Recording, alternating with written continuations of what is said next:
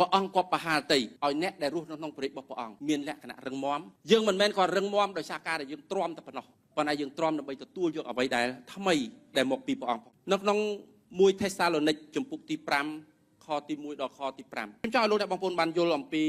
ប្រវត្តិតិចពីក្រុមជំនុំនៅទីក្រុងថេសាឡូនីកក្នុងការប្រឹងប្រែងកិច្ចការបានចែងអំពីដំណើរមួយរបស់លោកប៉ូលឆ្ពោះដំណើរទៅកាន់ទីក្រុងថេសាឡូនីកគាត់ទៅទីនោះគាត់ដើម្បីផ្សាយដំណឹងល្អនៅទីក្រុងថេសាឡូនីកនាំដំណឹងល្អនៃព្រះរាជរបស់ព្រះជាម្ចាស់សេចក្តីសង្ឃឹមដ៏ពិតដល់មនុស្សជាតិការសង្គ្រោះមកពីព្រះជាម្ចាស់មកដល់មនុស្សជាតិដល់ទីក្រុងថេសាឡូនីកនៅក្នុងម្ដុំប្រហែលជាឆ្នាំ50ជាងនៃគ្រិស្តសករាជគឺមានន័យថាបន្ទាប់ប្រហែលជាព្រះអង្គយាងទៅឋានរំសុកហើយខ្ទង់ប្រហែល20ឆ្នាំក្រោយឯងខ្ទង់20ឆ្នាំក្រោយលោកប៉ូលចាប់ផ្ដើមធ្វើដំណើរហើយចាប់ផ្ដើមនាំដំណឹងល្អទៅកាន់ទីក្រុងថេសាឡូនីកនេះហើយនៅពេលដែលគាត់ទៅមានអ្នកខ្លះចាប់ផ្ដើមជឿព្រះអង្គជាពិសេសជនជាតិយូដាទាំងជនជាតិយូដាដែលមានជំនឿខ្លះហើយលើព្រះជាម្ចាស់ទាំងជនជាតិយូដាដែលអត់ស្គាល់ព្រះជាម្ចាស់គេចាប់ផ្ដើមជឿលើព្រះជាម្ចាស់ជនជាតិយូដាដទៃផ្សេងទៀតដែលអត់ជឿហើយនិងអ្នកផ្សេងទៀតដែលអត់ជឿចាប់ផ្ដើមបៀតបៀនទៅដល់អ្នកដែលជឿថ្មីពេលនោះគេចាប់ផ្ដើមបៀតបៀនលោកប៉ូលមុនគេព្យាយាមគំរាមលោកប៉ូលឲ្យដេញលោកប៉ូលឲ្យចេញពីទីក្រុងរបស់គេបើអត់ទេគេនឹងចាប់គាត់អញ្ចឹងធ្វើឲ្យគាត់ចាប់ផ្ដើមរត់ភៀសខ្លួនគាត់រត់ទៅទីក្រុងអាថែននាំដំណឹងល្អទៅអាថែនគាត់នាំដំណឹងល្អគាត់ភៀសខ្លួនទៅទីក្រុងកូរិនថូស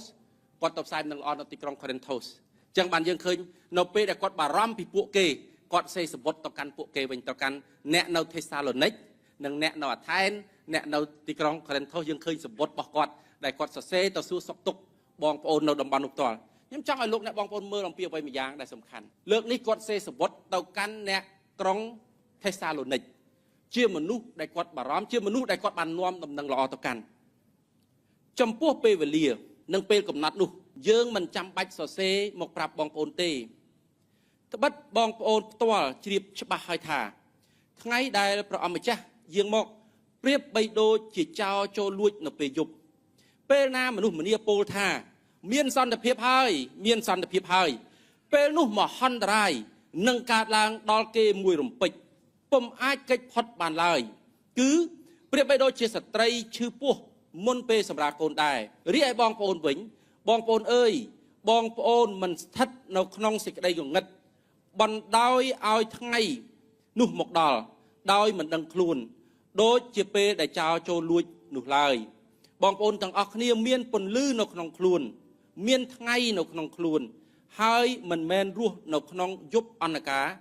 និងក្នុងសេចក្តីងងឹតទេលោកប៉ូលបានរំលឹកទៅកាន់អ្នកក្រុងថេសាឡូនីកអ្នកដែលមានជំនឿថ្មីក្នុងព្រះអង្គគួរឲ្យចាប់អារម្មណ៍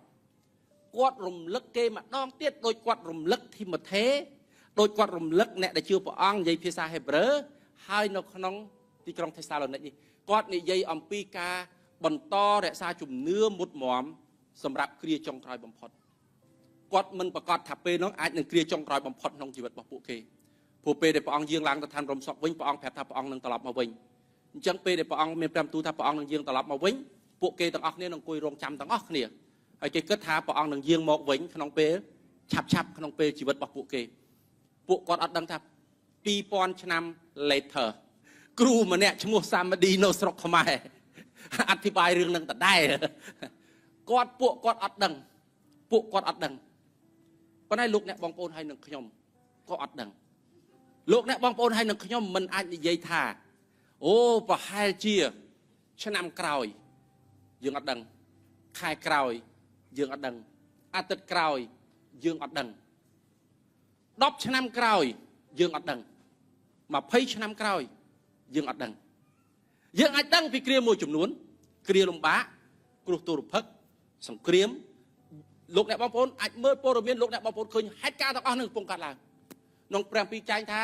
នៅថ្ងៃដែលមនុស្សគ្រប់ភាសាគ្រប់ជនជាតិទាំងអស់ទទួលដំណឹងល្អ